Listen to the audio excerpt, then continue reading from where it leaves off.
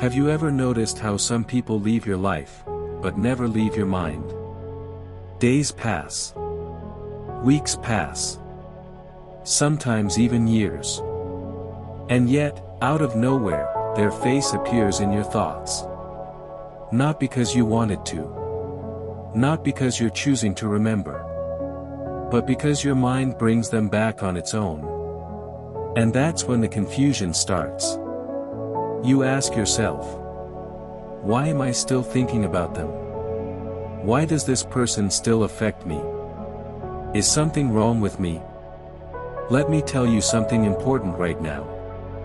If someone stays in your mind long after they're gone, it doesn't mean you're weak. It doesn't mean you're obsessed. And it definitely doesn't mean you're broken. It means something inside you was never finished. Most people think memory works like a photo album. You look when you want. You close it when you're done. But the human mind doesn't work that way. The mind doesn't remember people. It remembers emotions. And when an emotion is intense but unresolved, the mind refuses to let it go. That's the first truth most people don't understand. You're not thinking about them. You're thinking about how they made you feel. The brain is wired to complete patterns. When a story ends without closure, the mind keeps replaying it, hoping to understand what went wrong, what was missing, or what could have been different. That's why sudden memories hit you when you're calm. Late at night. In the shower. While driving. In moments when your guard is down. Because that's when the subconscious speaks. Here's something psychology doesn't explain enough. The mind hates emotional uncertainty more than emotional pain. Pain at least has an ending. Uncertainty doesn't. When someone leaves without clarity, apology, explanation, or emotional resolution, your brain keeps, and if answers never came, your mind keeps searching.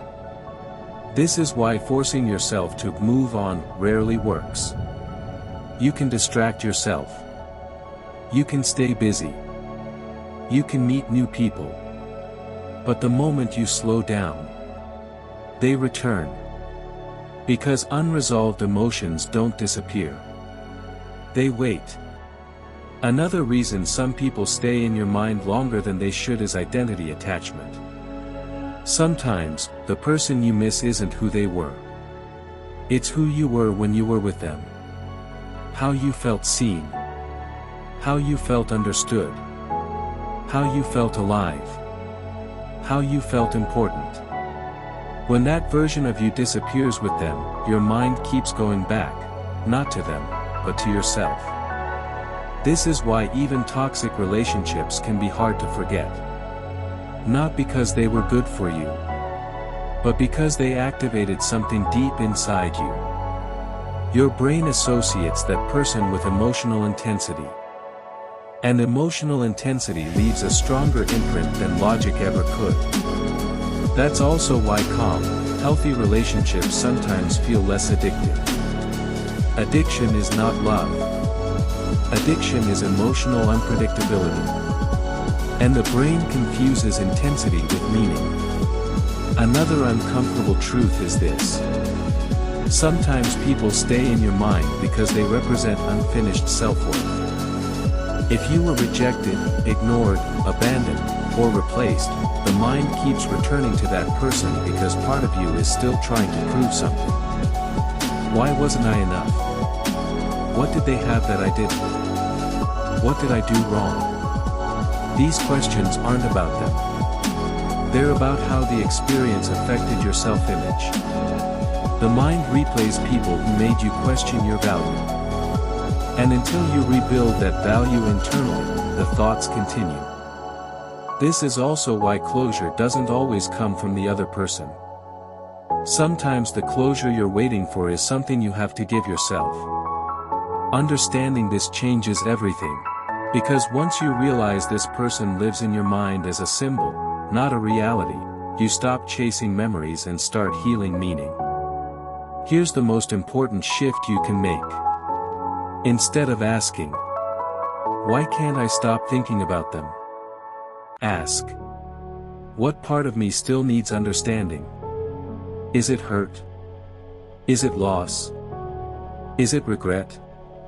Is it loneliness? Is it the fear of being forgotten? When you answer that honestly, the thoughts lose their power. Because thoughts survive in confusion. They fade in clarity. People don't stay in your mind forever. Lessons do. And once the lesson is learned, the mind finally lets go. Not with anger. Not with force. But with peace. One day, you'll notice you can think of them without pain. Without longing. Without heaviness. That's when you'll know you've healed. Not because they came back.